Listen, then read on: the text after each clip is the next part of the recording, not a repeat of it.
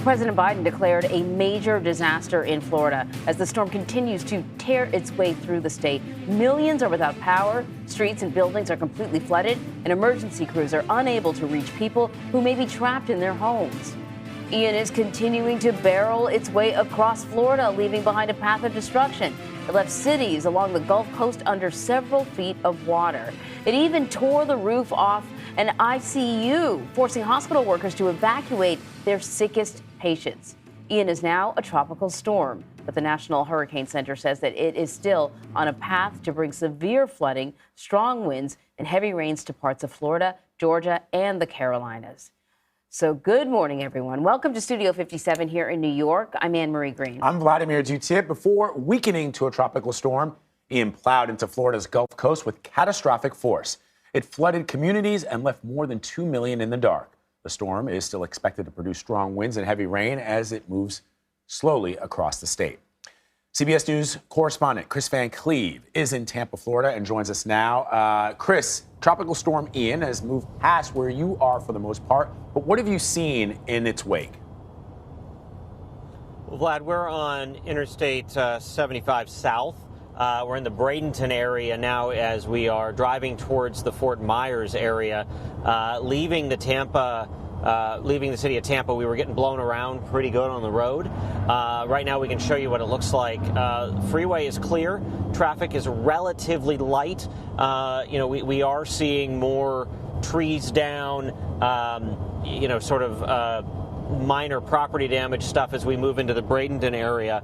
Of course, that we expect that to worsen as we get further south. But so far, we're able to make this drive fairly well. The Tampa area got kind of a glancing blow. They have hundreds of thousands of people without power.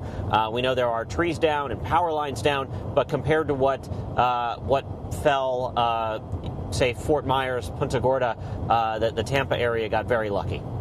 So what has it been like over the past 12, 24 hours when you were in the worst of the storm? The Tampa area got, we had wind gusts into the tropical storm range, 50, 60 mile an hour wind gusts. We were watching transformers explode, power go on and off, a lot of rain.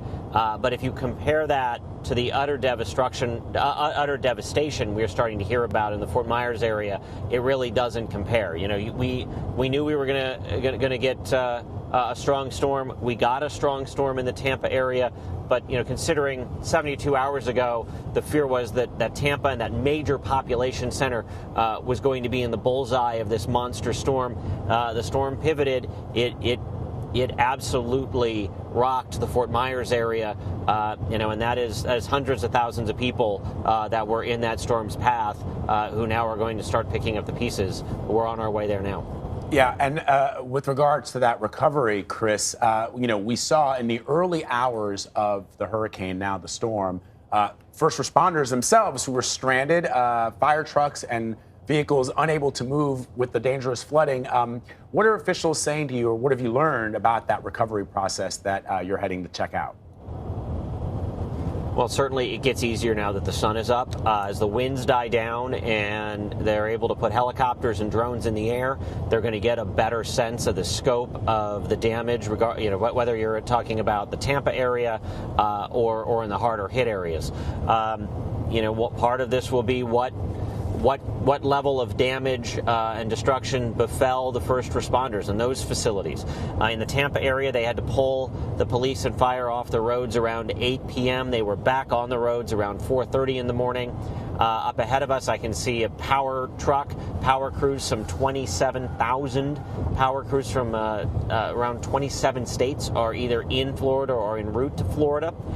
They're going to start getting to work, trying to get the lights back on. In areas like Lee County, that's where Fort Myers is, that's going to be a rebuilding effort because the devastation there is going to be substantial. Other areas, like the Tampa area, those lights probably come on a lot faster. And then, of course, there's trying to get to the people that are in need, and that's the kind of response, the emergency response, we're going to be hearing a lot about in the next 24 hours. I don't know. Well, I did sort of see where you were located initially on that bridge. What was it like just sort of getting out of that area, getting to the highway?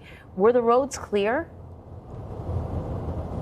Yeah, so we've not run into blocked roads here. We're still 81 miles from Fort Myers, so I expect the drive to get more challenging as we go. Certainly a priority is always to keep major thoroughfares and freeways open, so the first places that would get cleared would be those.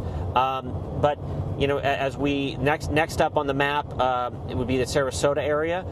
We know that took a pretty good jolt from this storm, so I would expect that we will see worse conditions. If you guys want to pop up our freeway camera, you can see right in front of us is a bucket truck, a power company bucket truck. They're clearly heading somewhere. You know, airports across this area are doing damage assessments now. We know that the power company, Florida Gas and Light, was renting up every helicopter they could get their hands on today to fly crews into place, because there are going to be some areas where you're not going to be able to drive to. You know, the bucket truck that we're driving with, and I can see it's got power components on board. You know, that can only go so far. If the water's higher than about 5 feet, that vehicle's not going to get there.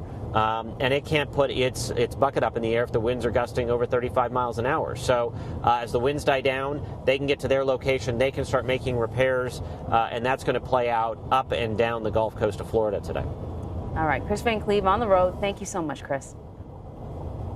Sure thing.